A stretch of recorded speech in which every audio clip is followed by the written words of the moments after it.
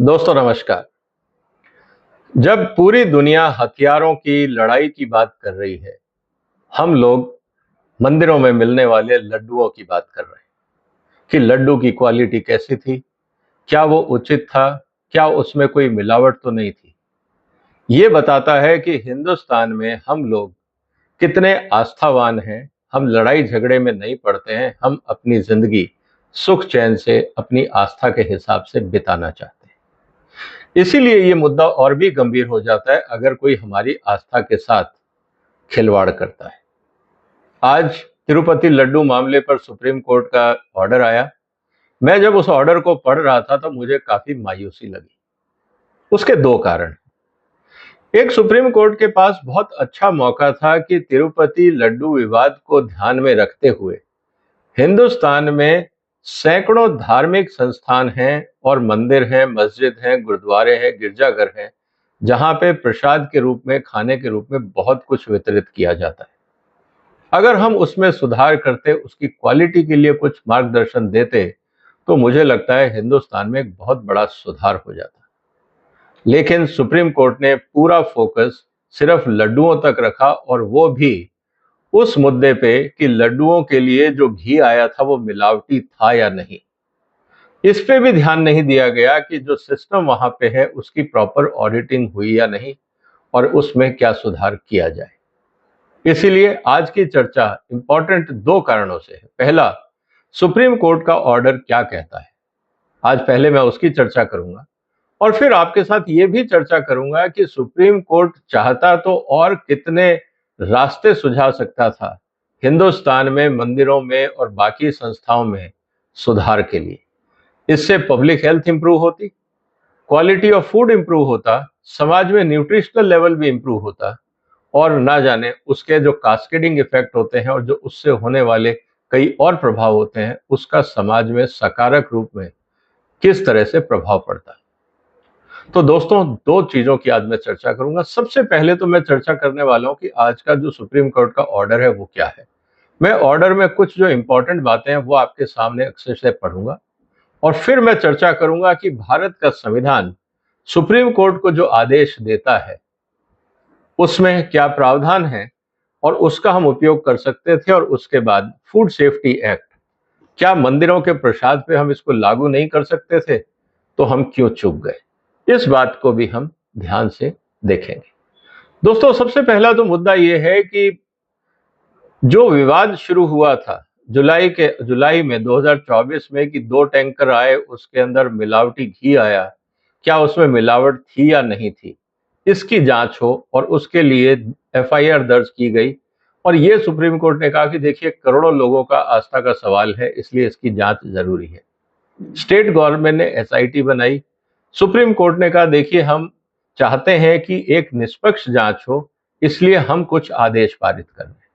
और उन्होंने क्या कहा, पैराग्राफ 9 साफ बोलता है, in order to assure the feelings of crores of people or devotees, we find that investigation could be conducted by an independent SIT consisting of representative of the CBI, representative of state government, and representative of Food Safety Authority.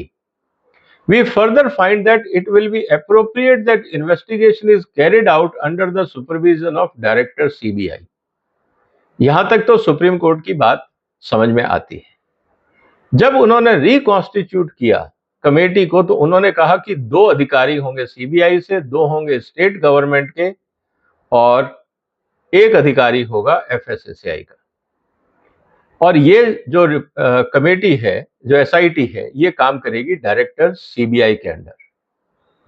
दोस्तों, इसमें 2 चीजें important हैं। एक तो इसमें supreme court ने timeline नहीं दी है कि ये रिपोर्ट या इन्वेस्टिगेशन कितने दिन में खत्म होना चाहिए, पहली बात, क्योंकि जितना लंबा ये चलेगा उतनी राजनीति लंबी चलेगी। और दूसरी बात, इस समय कमेटी की दुविधा क्या है, हम इसको समझते हैं। सबसे पहली बात कि chief minister of Andhra Pradesh ने यह कहा था कि साहब, जो घी का इस्तेमाल किया गया वो मिलावटी था। इसको लेके विवाद शुरू हुआ। अब इस समय चीफ मिनिस्टर है चंद्रबाबू नायडू, जिनका ये स्टेटमेंट था, और सुप्रीम कोर्ट ने कहा कि आपको इस तरह का बयान नहीं देना चाहिए था। लेकिन अब कमेटी की मजबूरियां समझिए। सबसे पहले, अगर कमेटी ये बोलती है कि मिलावट नहीं थी और कोई दिक्कत नहीं थी, तो इसका मतलब ये है कि चीफ मिनिस्टर ने जनता को गुमराह किया या झूठ बोला। एक पॉलिटिकल प्रेशर चीफ मिनिस्टर पे पड़ेगा, क्योंकि कमेटी की रिपोर्ट कह रही है कि सीएम जो कह रहे हैं वो गलत है। अब दूसरी मजबूरी ये हो जाती है कि कमेटी ये बोले कि साहब उसमें मिलावट थी, तो कमेटी को वो प्रूफ दिखाने होंगे, वो एविडेंस दिखाने होंगे, वो सैंपल दिखाने होंगे। अब सैंपल है या नहीं, एविडेंस है या नहीं, अब ये तो वक्त बताएगा। लेकिन दोस्तों, ये तो रहा अभी जो घटनाक्रम हुआ उसका पोस्टमार्टम। इससे सुधार होगा? नहीं होगा। और इसी बात को लेके मैं मायूस हूं कि सुप्रीम कोर्ट के पास एक मौका था कि वो चाहते तो हिंदुस्तान में जितनी धार्मिक संस्थाएं हैं, इररिस्पेक्टिव ऑफ रिलीजन, उन सब में सुधार कर सकते थे। कारण बहुत सिंपल है और उसका मैं आधार बताऊंगा।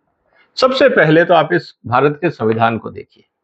इसमें एक आर्टिकल 142 है और उसमें बहुत क्लियरली कहा गया है, article 142 vest unfettered independent jurisdiction to pass any order in public interest to do complete justice if exercise of such jurisdiction is not contrary to any express provision of law।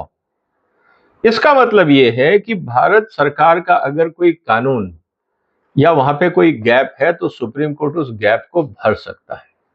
अब भारत सरकार का कानून क्या कहता है? भारत सरकार का कानून है दोस्तों, जिसको हम बोलते हैं food safety and standards act. इसके अंदर एक क्लॉज है, अगर आप ध्यान से देखें तो सेक्शन 16 के अंदर एक क्लॉज दिया गया, duties and functions of food authority. उसका सेक्शन जी क्या बोलता है? 3G, take all such steps to ensure that public, consumer, interested parties and all level of panchayat receive rapid, reliable, objective and comprehensive information through appropriate methods and means। इसका मतलब यह है कि public को food safety की सारी जानकारी तुरंत मिलनी चाहिए थ्रू एप्रोप्रिएट मीन्स। इसका मतलब यह है कि इंटरनेट और मास मीडिया का इस्तेमाल आप कर सकते हैं।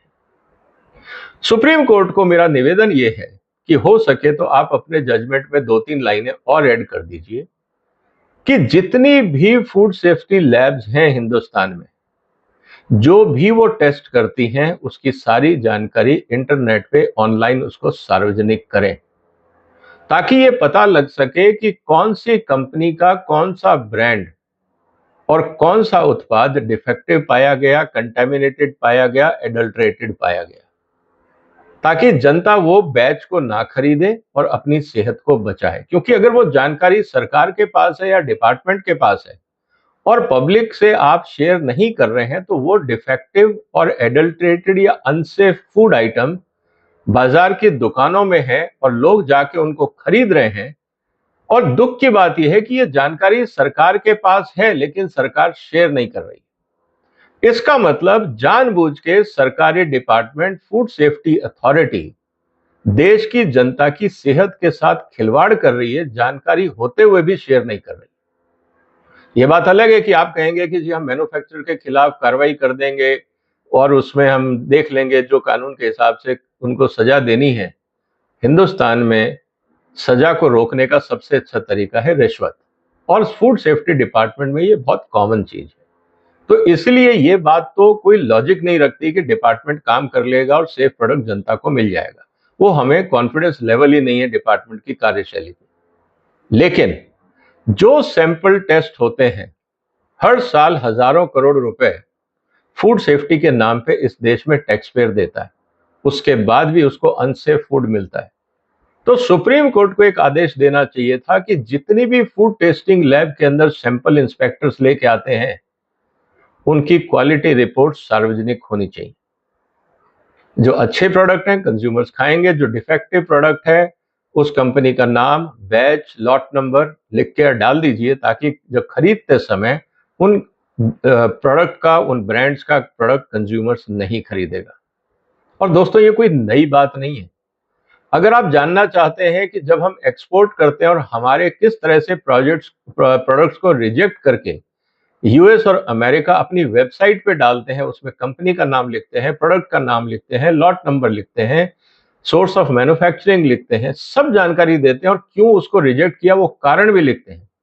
अगर आपको देखना हो तो आप इंटरनेट पे जाइए और फूड अलर्ट करके सर्च करिए, और फूड अलर्ट इंडिया भी अगर आप करेंगे, यूएसए, इंडिया, कुछ भी आप टाइप करेंगे, आपको उस वेबसाइट पे वो इंफॉर्मेशन मिल जाएगी और आप वहां पढ़िए कि कौन कौन सा प्रोडक्ट किस किस कंपनी का डिफेक्टिव था जिसको रिजेक्ट किया गया और उसके कारण क्या थे। क्या भारत सरकार ऐसा सिस्टम नहीं बना सकती, जबकि कानून ये बोलता है? और इसीलिए मेरा ये कहना है कि एफएसएसएआई, भारत सरकार और राज्य सरकारें अपनी जिम्मेवारी से भाग रही हैं, जो बकायदा संसद ने कानून पास किया है उससे। इस समय मौका था सुप्रीम कोर्ट का ये कहना कि सार्वजनिक स्थानों पे, चाहे वो मंदिर हो, धर्मशालाएं हो, जो भी हो, वहां की लगातार सैंपलिंग की जाए, वहां के पानी की जांच की जाए, वहां के खाने की जांच की जाए, और वो उसकी क्वालिटी, केमिकल क्वालिटी और माइक्रोबायोलॉजिकल क्वालिटी, दोनों जनता के सामने लगातार दी जाए, ताकि जो प्रसाद बन रहा है वो सुरक्षित है, कोई टेंशन नहीं है, किसी पे कंट्रोवर्सी की बात नहीं है। उसके साथ साथ जितनी भी फूड सेफ्टी लैब्स हैं हिंदुस्तान में, उनको ये आदेश दिया जाए कि आप सारे जितने रोज आप सैंपल टेस्ट करते हैं, उनमें जो भी नेगेटिव रिजल्ट आता है आप उसको इंटरनेट पे डालिए। देखिए, हिंदुस्तान में थोड़े समय तो हड़कंप मचेगा, लेकिन सब लोग लाइन पे आ जाएंगे। हिंदुस्तान के कंज्यूमर्स को अच्छा खाना मिलेगा, किसान को अच्छा उत्पादन करने की मंशा होगी, जिस तरह से बेतहाशा पेस्टिसाइड या गंदे पानी का इस्तेमाल होता है वो रुकेगा, और जो डिस्ट्रीब्यूशन नेटवर्क के अंदर जिस तरह से बिना कोल्ड स्टोर के, बिना ध्यान दिए गंदे पानी से छिड़काव होता है, उन सब पे रोक लगती। तो देश हित में सुप्रीम कोर्ट चाहता तो एक बहुत अच्छा आदेश पास कर सकता था। मुझे ये आदेश सुन के मतलब कि मायूसी हुई, क्योंकि as a food and dairy technologist मैं चाहता हूं हिंदुस्तान में हर इंसान को अच्छा क्वालिटी और सेफ फूड मिले। लेकिन हमारे संस्थान, हमारे डिपार्टमेंट्स, हमारी एनफोर्समेंट एजेंसीज रिश्वत लेकर अनफॉर्चुनेटली शायद ये काम नहीं कर रहे हैं। अगर ये काम कर रहे होते तो आज हॉस्पिटलों में भीड़ नहीं होती, क्योंकि दोस्तों 80% जो बीमारियां होती हैं वो खराब पानी और खराब खाने से होती हैं। तो अगर आपके देश में बीमारों की लाइन लगी हुई है, तो सीधी सी बात है कि आपके देश में खाना और पानी की क्वालिटी पे आपको शक होना ही चाहिए। और यही मैं बार बार कह रहा हूं कि मुझे फूड सेफ्टी सिस्टम पे भरोसा नहीं है, और मेरा तो हमेशा प्रयास रहता है कि मैं आम आदमी को जितना हो सके जागरूक करूं। बाकी सेहत आपकी है, मर्जी आपकी है, खरीदना आपको है, खाना आपको है, हम आपको सिर्फ जागरूक कर सकते हैं। आपको क्या लगता है दोस्तों, क्या सुप्रीम कोर्ट को इस तरह के आदेश पारित करने चाहिए या नहीं? जो भी आपका सुझाव हो कमेंट बॉक्स में लिखिए। इस वीडियो को शेयर करिए, इस चैनल को सब्सक्राइब करिए अगर अभी तक नहीं किया है तो। फिर मुलाकात होगी एक और महत्वपूर्ण मुद्दे के साथ। तब तक अपना ध्यान रखिएगा। फिलहाल वंदे मातरम।